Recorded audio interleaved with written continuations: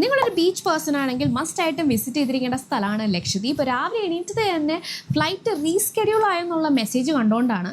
അപ്പോൾ പിന്നെ ഒട്ടും താമസിക്കാതെ നേരെ നമ്മുടെ ഹോം സ്റ്റേയിൽ നിന്ന് കൊച്ചിൻ ഇൻ്റർനാഷണൽ എയർപോർട്ടിലേക്ക് പോയി. നമ്മൾ കൊച്ചിയിൽ നിന്നാണ് ഫ്ലൈറ്റ് പോകുന്നത്. മഴ ഉള്ളത് കൊണ്ട് തന്നെ ഫ്ലൈറ്റ് ക്യാൻസൽ ചെയ്യുന്ന ഡൗട്ട് ഉണ്ടായിരുന്നു, പക്ഷേ അങ്ങനെയൊന്നും ഉണ്ടായില്ല. ഈ പ്രാവശ്യത്തെ യാത്ര വളരെ സ്പെഷ്യലാണ്. ബിക്കോസ് ദുആ ബേബിയുടെ ആദ്യത്തെ ഫ്ലൈറ്റാണ്. അതുപോലെ തന്നെ ഞങ്ങളൊരു കപ്പിൾ ട്രിപ്പായിട്ട് പോകുന്നത് ആദ്യമായിട്ടാണ്. കാർത്തികേയനും വർഷയും ഞങ്ങളെല്ലാവരും കൂടെ പോകുന്ന ഫസ്റ്റ് ട്രിപ്പാണ്. അപ്പോൾ കൊച്ചിയിൽ നിന്ന് ലക്ഷദ്വീപിലേക്ക് എത്താനായിട്ടൊരു 1.5 hours എടുക്കും. അപ്പോൾ ഞങ്ങൾ ഫുഡ് കഴിക്കാത്തതുകൊണ്ട് തന്നെ വാവയ്ക്ക് ഇഡ്ഡലി വാങ്ങിച്ച് കൊടുത്തിട്ടുണ്ടായിരുന്നു. അതുപോലെ തന്നെ ഞങ്ങൾ സബ്വേയിൽ നിന്ന് ഒരു റോള് മേടിച്ച് കഴിച്ചിട്ടുണ്ടായിരുന്നു. ഞങ്ങൾ അവിടെ എത്തിയപ്പോൾ തന്നെ നമുക്ക് വേണ്ടി ആൾ വെയിറ്റ് ചെയ്യുന്നുണ്ടായിരുന്നു റിസോർട്ടിലേക്ക് പോകാനായിട്ട്. നമ്മൾ സ്റ്റേ ചെയ്യുന്ന റിസോർട്ടിൻ്റെ പേര് വന്നിട്ട് ടേർട്ടിൽസ് നെസ്റ്റ് റിസോർട്ടാണ്.